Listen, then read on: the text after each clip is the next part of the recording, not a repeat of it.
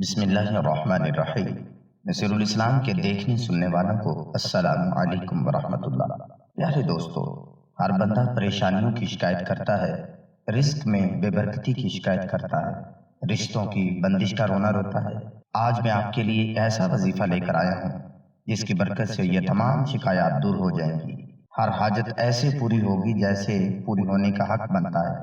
دولت مانگیں گے تو دولت مل جائے گی، آپ کی ہر مشکل حل ہو جائے گی، آپ کی ہر دعا قبول ہوگی، اللہ پاک آپ کے ہر کام کو انشاءاللہ پورا فرمائے گا۔ دولت جیسی کسی چیز کی کمی باقی نہ رہے گی۔ یہ وظیفہ کرنا کیسے ہے اس ویڈیو میں بتانے جا رہا ہوں۔ آپ دوستوں سے گزارش ہے کہ ویڈیو کو مکمل ضرور دیکھیے گا۔ دوستو، اگر ماہ ربیع الاول میں ہر نماز کے بعد 33 مرتبہ اللہ الصمد پڑھیں اور اول و آخر ایک مرتبہ درود پڑھیں تو آپ کی جو پرانی سے پرانی بیماری ہوگی اللہ پاک اس وظیفے کی برکت سے شفا عطا فرمائے گا۔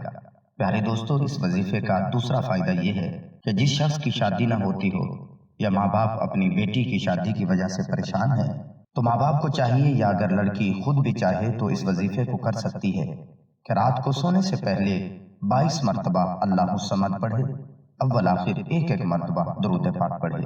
اس وظیفے کو کم از کم 21 دن تک کرے، بہت جلد بہت اچھا رشتہ ملے گا اور رشتے کی رکاوٹ ختم ہو جائے گی۔ اللہ تعالیٰ نے اس اسم کے اندر بہت زیادہ فضیلت اور برکت رکھی ہے، اور اس کی برکت سے تمام حاجات بن مانگے ہی پوری ہو جاتی ہیں، اور آسمان سے فرشتے اللہ کے حکم سے زمین پر اتر آتے ہیں، اور یہ وظیفہ کرنے والے کے لیے رزق اور دولت چھوڑ جاتے ہیں، منہ سے نکلی ہوئی ہر بات پوری ہو جاتی ہے۔